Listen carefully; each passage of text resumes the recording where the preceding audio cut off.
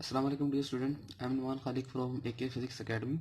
So now the topic of discussion is terminal velocity. ये chapter 6 का long question है, important है और 6.2 आर्टिकल है ये. तो डिफाइन करते हैं टर्मिनल वेलोसिटी को. Terminal velocity is defined as steady speed achieve by an object freely falling through a fluid. Fluids means that liquid और अ गैस.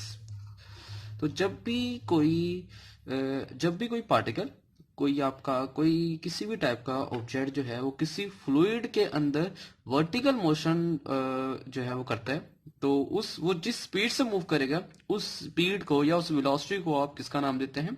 टर्मिनल वेलोसिटी का नाम देते हैं. यही डेफिनेशन हमने यहाँ पे समझनी है. तो हम स्टार्ट करते हैं एक्सप्लेन से. कंसीडर अ फोक पार्टिकल. हम फर्ज करते हैं कि हमारे पास एक फोक का पार्टिकल है, ठीक है, तो मूव कर रहा है एयर के अंदर वर्टिकली. तो ये हमारे पास फर्ज करें कि एक फोक का पार्टिकल और वो मूव कर रहा है ड्यू टू वेट, और weight will be equal to W equal to mg. Initially speed increase. जब भी आप किसी भी चीज को थ्रो करते हैं तो उसकी स्पीड इंक्रीज करती है, ठीक है. यहाँ मैंने लिखा हुआ है ड्रॉपलेट की स्पीड क्या करती है? इंक्रीज करती है. The droplet accelerate rapidly. अगर स्पीड इंक्रीज कर रही है तो उसका दूसरा मतलब ये होता है कि आपका जो पार्टिकल है वो एक्सेलरेट हो रहा है. अच्छा.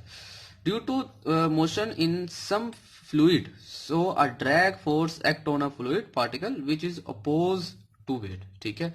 जब हमारा बेसिक कॉन्सेप्ट है कि जब भी कोई पार्टिकल आपका फ्लूइड के अंदर मूव करता है तो उसके अंदर जो है उसके ऊपर जो है वो आपकी एक अपोजिंग फोर्स एक्ट करती है, और उस अपोजिंग फोर्स को हमने किसका नाम दिया? ड्रैग फोर्स का नाम दिया होता है. अब जब भी आपका फोक का पार्टिकल किसी फ्लूइड, हमने फर्ज किया फ्लूइड आपका एयर है यानी गैस, तो मूव करेगा तो वो इनिशियली जो है वो वेट की वजह से डाउनवर्ड मूव करता है. लेकिन जैसे उसकी स्पीड इंक्रीज करती है, फ्लूइड के अंदर मूव करने की वजह से उस फोक के पार्टिकल के ऊपर अपोजिंग साइड पे फ्रिक्शनल फोर्स कह लें, बल्कि बेहतर है कि आप उसको ड्रैग फोर्स कहें. ड्रैग फोर्स क्या कर रही होती है? एक्ट कर रही होती है, जो वेट के ऑपोजिट में होती है. ठीक है. तो यहाँ पे ड्रैग फोर्स का वेक्टर जो है वो स्मॉल मैंने शो किया और वेट का मैंने वेक्टर जो है वो लार्ज शो किया. मतलब इनिशियली वेट की वैल्यू जो है वो ज्यादा होती है और टाइम के साथ जो है वो ड्रैग फोर्स की वैल्यू ऑपोजिट में भी क्या करती है? इंक्रीज करना स्टार्ट करती है. फिर कुछ टाइम के बाद ड्रैग फोर्स और वेट ये दोनों आपस में क्या हो जाते हैं? इक्वल हो जाते हैं. उस दौरान आपका ये जो फोक का पार्टिकल है ये एक कांस्टेंट स्पीड के साथ जो है वो आपका डाउनवर्ड वर्टिकली मूव करता है, और वो जो आपकी कांस्टेंट स्पीड या कांस्टेंट वेलोसिटी है उस वेलोसिटी को आपने किसका नाम दिया? टर्मिनल वेलोसिटी का नाम दिया. ठीक है. एक बार दोबारा सुन लें. ये आपका फोक का पार्टिकल ये किसी ना ये वेट की वजह से डाउनवर्ड मूव करेगा. जब ये वेट की वजह से डाउनवर्ड मूव करेगा तो इनिशियली स्पीड इंक्रीज करेगी, और स्पीड इंक्रीज करने की वजह से ड्रैग फोर्स की वैल्यू भी इंक्रीज करती है. हमने पढ़ा हुआ है ड्रैग फोर्स का formula. Drag force will be equal to 6 pi eta r into VT. तो अगर आप स्पीड इंक्रीज करा रहे हैं तो आपकी ड्रैग फोर्स भी क्या करेगी? इंक्रीज करेगी. अच्छा. उसके बाद ड्रैग फोर्स आपकी इंक्रीज करेगी. ड्रैग फोर्स आपकी एक फ्रिक्शनल फोर्स है, तो आपकी ड्रैग फोर्स टाइम के साथ इंक्रीज करेगी, और एक ऐसा टाइम आता है जब वेट, पार्टिकल का वेट और ड्रैग फोर्स जो है वो आपकी इक्वल हो जाते हैं, ऑपोजिट डायरेक्शन में हो जाते हैं. उस दौरान पार्टिकल जो है वो एक कांस्टेंट वेलोसिटी के साथ जो है वो डाउनवर्ड मूव करता है. उस कांस्टेंट वेलोसिटी को आप नाम देते हैं टर्मिनल वेलोसिटी का. डिनोट आप करते हैं वीटी के साथ. तो यही बातें मैंने यहां पे लिखी हैं.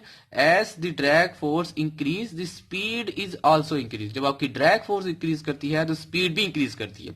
Eight a instant in which drag force equal to weight, वो लम्हा जहां पे आपकी जो ड्रैग फोर्स है वो वेट के इक्वल होगी. At this time particle move with a constant speed. उस दौरान आपका जो पार्टिकल है वो एक कांस्टेंट स्पीड गेन कर लेता है.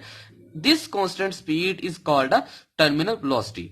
वो जो आपकी कांस्टेंट स्पीड होती है उस कांस्टेंट स्पीड को आप टर्मिनल वेलोसिटी कहते हैं, और उस दौरान आपका जो एक्सेलरेशन होता है वो जी के इक्वल हो जाता है. ठीक है. A will be equal to a जी.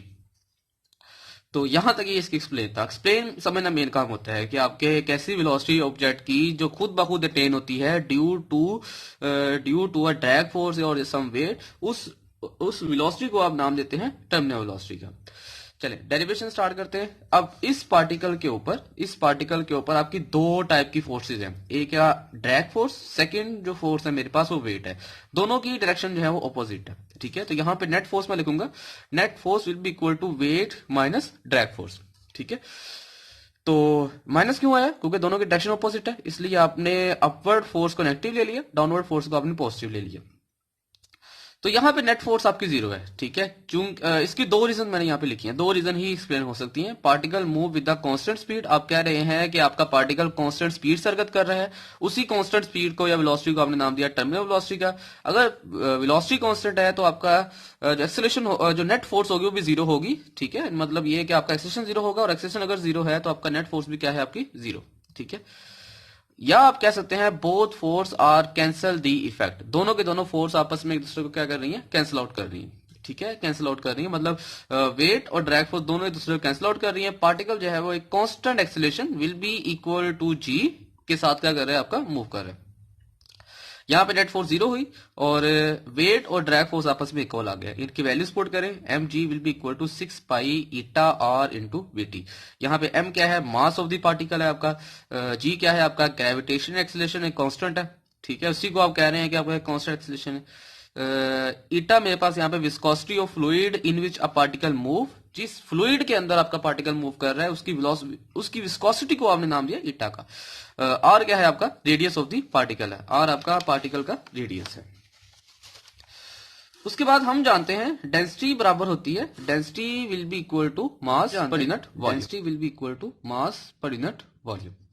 यहां से जो V है मेरे पास, ये वॉल्यूम ऑफ अ स्फीयर है, ठीक है। चूंकि आपका जो आपका फ्लूइड है वो आपका स्फीयर की फॉर्म में, इसलिए आपने वॉल्यूम को स्फीयर की फॉर्म में लिया, और स्फीयर का जो वॉल्यूम होता है 4/3 पाई आर का क्यूब होता है।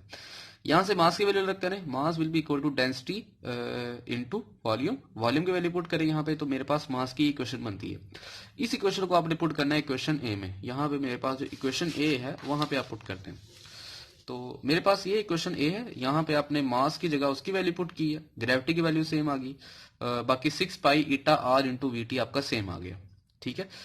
उसके बाद यहाँ पे कैंसिलेशन हुई है, ये आपकी कैंसिलेशन हुई है, 6 और 4 आपस में कैंसिल हुए हैं 2 के टेबल पे, पाई के साथ पाई कैंसिल आउट हो गया, आर भी कैंसिल आउट हो गया। बाकी आपने वीटी को इक्वल के लेफ्ट पे रखा और बाकी सब चीजों को आप इक्वल के राइट साइड पे ले गए हैं, तो मेरे पास इक्वेशन बनती है VT will be equal to 2g r² rho over 9 eta. ये 3 और 3 मेरे पास हो गया 9, ईटा भी इस तरफ आगे डिवाइड हो गया, ठीक है। और मेरे पास ग्रेविटी और डेंसिटी आर क्यूब था, एक आर कैंसिल आउट हो गया, आर स्क्वायर बच गया, और ग्रेविटी भी आ गई, और यहाँ पे मेरे पास 2 आ गया, ठीक है। तो टर्मिनल वेलोसिटी की आपकी वैल्यू आ गई है 2g r² रो ओवर 9 ईटा। यहाँ तक ये आर्टिकल है, एक छोटा सा आर्टिकल है। तो क्वेश्चन हो तो जरूर पूछिएगा। अपना ख्याल रखिएगा। अल्लाह हाफिज।